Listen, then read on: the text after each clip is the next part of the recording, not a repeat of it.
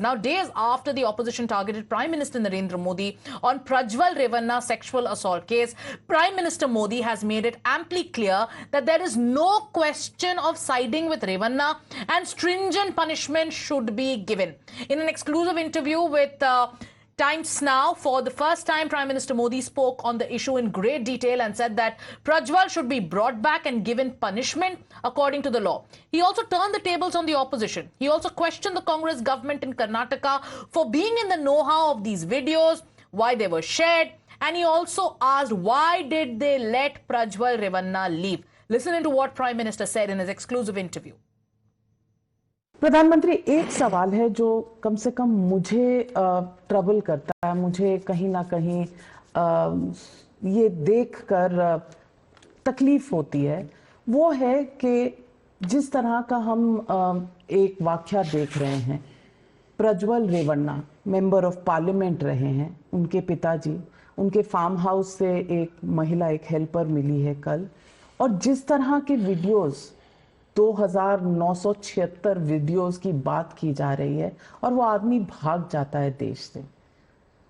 इस पर हम क्या करेंगे? क्या हम लाचार मजबूर हैं? क्या हम वापस लाएंगे? इस पर न्याय कैसे मिलेगा महिलाओं को? पहली बात है, ये कानून व्यवस्था का मुद्दा है।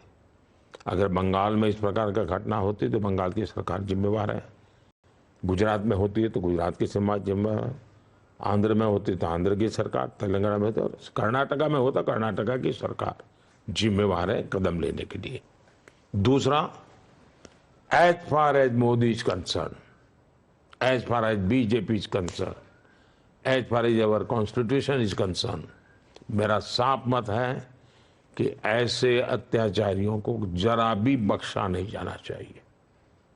कठोर से कठोर सजा होनी चाहिए और जो भी कानूनी रास्ते हो उनका भरपूर इस्तेमाल करना चाहिए।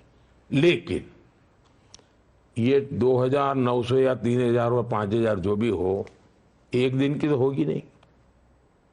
इसका मतलब तब का है जब वो उनके सरकार के भागीदार थे, देवगौड़ा जी की पार्टी और कांग्रेस पार्टनर में थे, तब का है।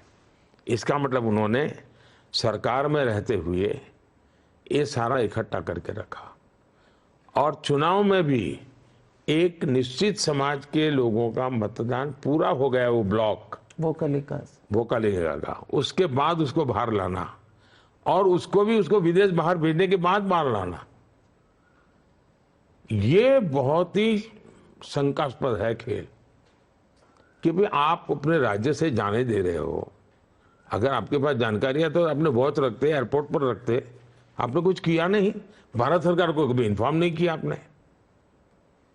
इसका मतलब ये उनका राजनीतिक खेल है और उनको मालूम है कि ये उनके कार्यकाल के सरकार में जब उनकी भागीदारी थी तब का ही उन्होंने जमा करके रखा हुआ है। मेरा मुद्दा वो नहीं है, मेरा मुद्दा है किसी भी गुनहगार को बख्शा नहीं जाना चाहिए। हमारे देश में एक खेल बंद होनी चाहिए। वापस लाएंगे?